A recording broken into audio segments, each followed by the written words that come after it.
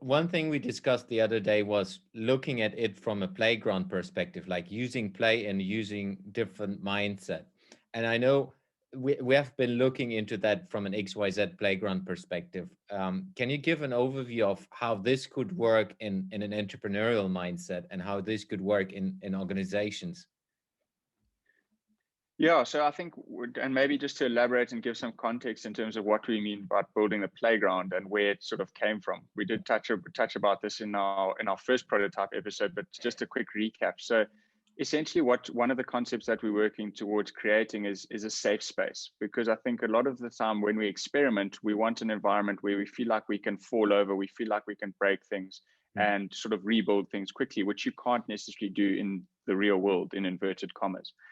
And I think that that's the very nature of the playground. It's a safe space that you can experiment, test, break, learn, and share ideas. And so from this side of thinking is we thought that this fits very well in terms of how we can help you navigate or build an entrepreneurial culture inside your organization, is because we work with something called a sandpit. And if you're familiar with development, you would know what a sandpit environment is. But essentially, we've taken that sandpit environment and we've morphed it a bit. We've changed certain elements of it. So, for example, and we'll be quite specific here around an entrepreneurial and a cultural environment that we wanted to create. And how we would do that is sort of asking you questions and building up what we're calling a sandcastle. And a sandcastle is a core theme or an experimentation that you want to run inside of your organization, team, individual, your own mindset, etc. And from that was then we really build out your sandcastle. So we start at the foundations, we ask key questions that would help you. So for example, what is stopping you from having an entrepreneurial mindset inside of your organization? And then if you take that one step further and you say, well, do we even know what an entrepreneurial mindset is? Then we say another question maybe is, why do we need an entrepreneurial mindset? What is wrong with our existing mindset?